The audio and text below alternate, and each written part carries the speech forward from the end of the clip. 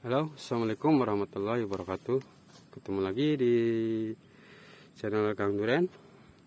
Di kesempatan kali ini kita akan sedikit mereview yang dimana di kebun kita ini itu lokasinya di kebun tanah liat atau tanah putih.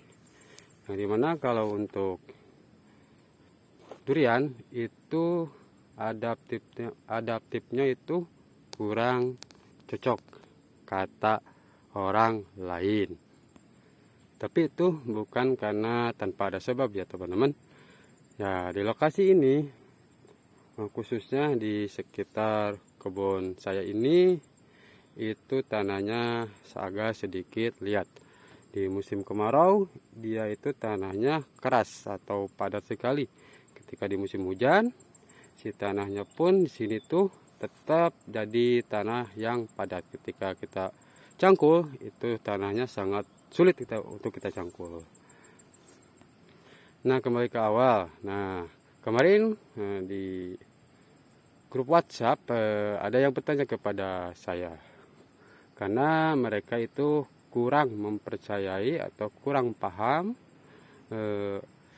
yang saat ini durian di kebun ini ada pohon yang lagi berbunga. Beliau bertanya, tip apa saja supaya di tanah seperti ini, itu tanah liat, si durian itu bisa berbunga dengan lebat. Nah, kita akan sedikit mengupas kembali treatment atau pengalaman kita ketika pengen membuahkan duri hitam kita, yang dimana ini lokasinya di kebun tanah liat. Kita bisa lihat perkembangan bunga durian kita. Di sini juga bermunculan kembali. Di bawah sini juga bermunculan sampai ke sana ke ujung. Kita lihat di sana juga. Di atas. Nah, yang pada intinya teman-teman itu kita harus ketahui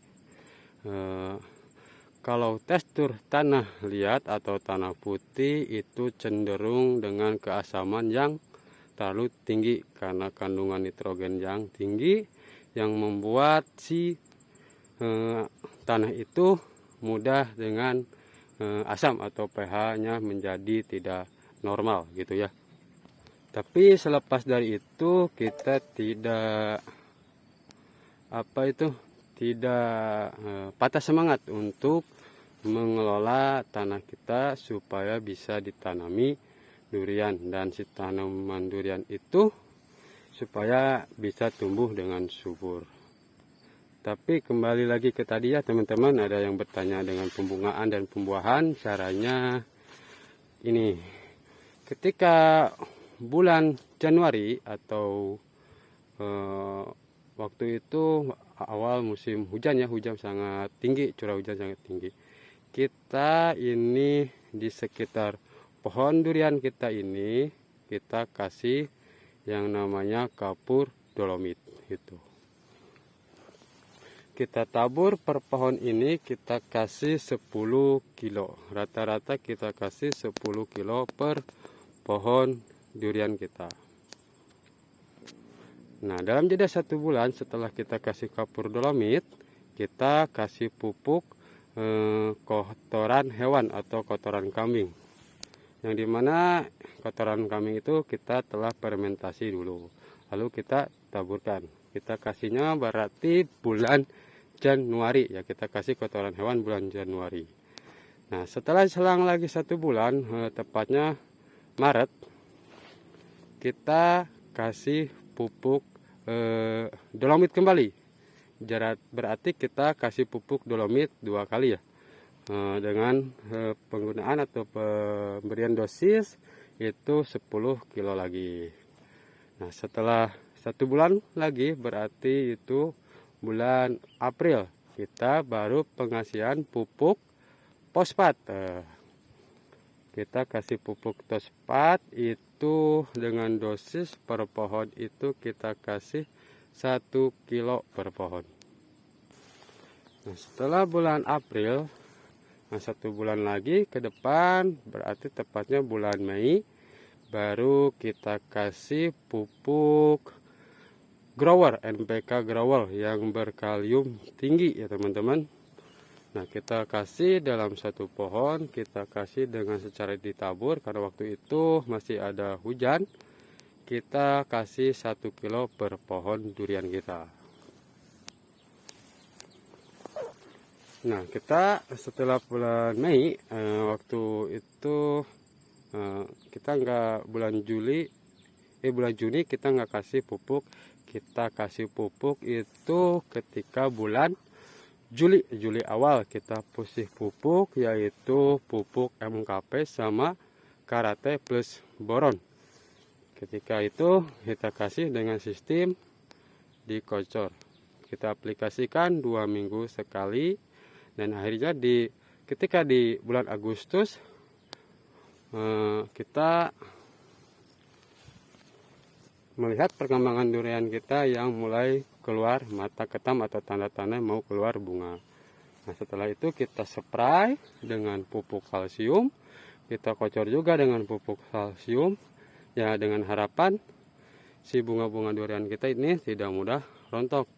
Tapi ini harus kita pahami dulu juga, karena saat posisi durian premium atau durian unggul seperti ini lagi berbunga, itu saatnya saat posisi dia lagi krusial gitu kan. Ini kita harus jaga kelembaban di sekitar pohon durian kita ini supaya dia ini tidak mudah stres, bunganya juga tidak mudah rontok. Jadi untuk durian premium seperti ini, itu ketika berbunga itu ada atau diwajibkan ketika keluar bunga itu udah diwajibkan untuk ada penyiraman seoptimal mungkin 3 hari sekali ya. Nah, itu teman-teman sedikit ilmu atau sedikit pengalaman yang saya lakukan di kebun tanah liat atau tanah putih seperti ini. Sehingga dengan pelakuan kami yang kami lakukan seperti itu, alhamdulillah durian kita berbunga. Ya, mudah-mudahan ini sedikit bermanfaat. Ini hanya sebagai pengalaman pribadi saya.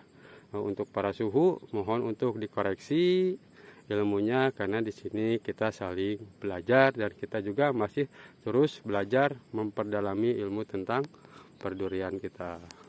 Nah, semoga ini sedikit manfaat. Salam dari petani durian Subang, salam sukses, salam sejahtera, salam petani Indonesia. Assalamualaikum warahmatullahi wabarakatuh.